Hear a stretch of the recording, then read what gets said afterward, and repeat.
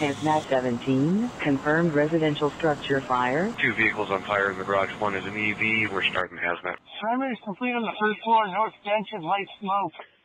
We do have a red in the garage. Engine compartment is smoking.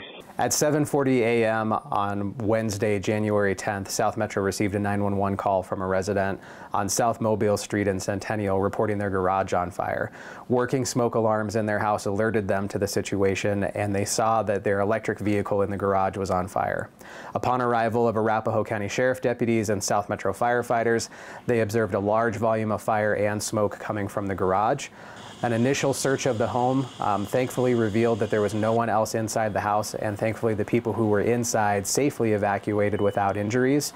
Once the fire was controlled, our firefighters determined that the lithium-ion battery pack inside the vehicle was still burning. That poses a great hazard and a great risk to everything around it, not only because of the risk of the fire spreading, but because the smoke that's coming off of the vehicle is very toxic. Once firefighters knew that an electric vehicle was involved, the hazardous materials team responded to the scene. Those apparatus are equipped with a specialized electric vehicle fire blanket, which is used to smother the fire. When the blankets arrived on scene,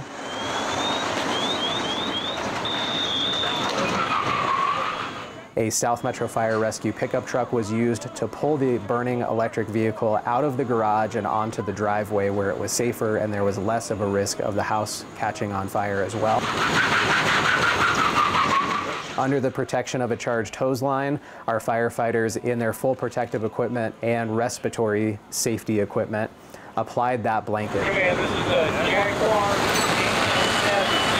An electric vehicle blanket is carried on each of our hazardous materials units. There's one that's stationed in Cherry Hills Village, one in Highlands Ranch. So geographically, they can reach across our fire district in a very quick manner.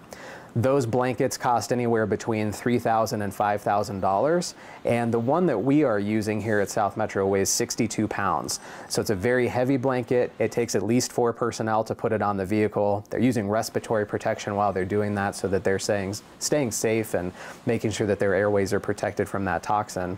And the blanket itself is really just being used to suppress the ability for oxygen to get to the fire so that the fire cannot free burn. Once the blanket is applied, the scene is relatively safe, and at that point our responders can take the time that they need to make sure that everything inside the house is okay, that there was no fire extension, and then work on removing those vehicles. 2 blankets were used at this incident really out of an abundance of caution. Fire investigators determined that the red vehicle that you see in the video is where the fire originated, and that is an electric vehicle. The second vehicle in the garage is a hybrid, meaning it does have a lithium-ion battery pack in it. Since that vehicle did sustain damage in this fire, out of an abundance of caution, our firefighters used the same protocol, covered it with the blanket, and took it to a safe location. Our biggest fear is that a fire could be smoldering undetected, and after the firefighters leave, a fire in the garage could occur again. So out of an abundance of caution, that vehicle was removed as well, and both blankets were used. Something that was used for the first time at South Metro and something new to our community members was seeing a procession involving law enforcement leading the way, with electric vehicles on a tow truck covered in this blanket and somewhat smoking as they drove down the road with a fire department escort. The fire truck escorted those tow trucks to make sure that if there was a mishap with the blanket and a fire occurred on the roadway, they would be able to suppress that fire and call additional resources as needed. Thankfully, this plan worked as we thought it would, and the tow trucks got to the salvage yard safely without incident, and that's exactly what we trained for. Once the vehicles are at the salvage yard, they remain underneath that electric fire blanket, which is limiting the oxygen flow to the battery, which is still smoldering. The idea is that it's preventing a fire from spreading and it's preventing open burning, and eventually that battery pack will cool down to the point that the fire will just be extinguished. Some people might be wondering why we don't just use water on that like a normal vehicle fire, a combustion engine fire, and it's because it's ineffective. It's very difficult to get the water where it needs to go into the battery pack, and when those lithium-ion batteries are in a thermal runaway situation, it can take tens of thousands of gallons of water to extinguish them. Even in that case, if it does extinguish them, now we've created a bigger hazardous materials incident with the runoff water. There's also a risk that even after water has been applied and successfully suppressed the fire in that moment, that those batteries will reignite later. So the safest thing that we can possibly do, take the vehicle away from anything that could possibly burn and where it could hurt someone, and leave it under that blanket until it's cool enough and the fire is 100% out. South Metro knew that we needed to take a different approach to these fires so that we could be more effective.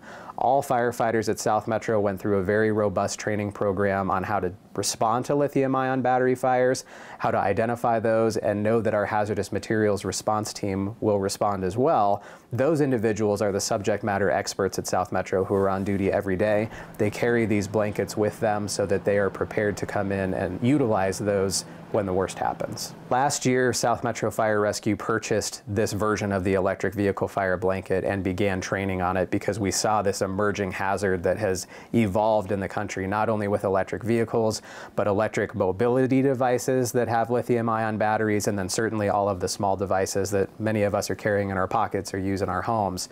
So realizing that threat and seeing how other fire departments were having these challenges where water wasn't being effective to extinguish the fires, South Metro knew that we needed to take a different approach to these fires so that we could be more effective. We certainly don't want to create undue panic when we're presenting that an electric vehicle fire occurred, and it obviously looks very scary.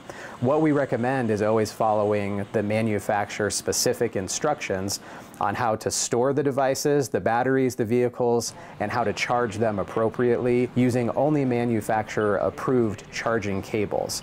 We also recommend that people stay home when they are charging those devices. So we don't want someone to plug a lithium-ion battery into the charger and then leave, and there's nobody there to detect a problem if a problem occurs. The other thing we want people to know is not to block one of their exit paths out of the home with an electric device that's charging. What we've seen in other areas of the country are electric scooters or mobility devices that are placed in a hallway, and if a fire occurs while it's charging, it becomes impassable for a person to move past that and safely exit out of their home. So what we really encourage people to do is always be present, only be charging it to manufacturer specifications, and make sure that the exit paths are not blocked.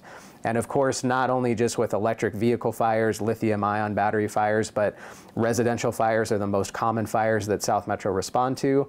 And we encourage our community members to make sure when they watch this video, the next thing they should do is check and make sure that they have working smoke alarms in their home.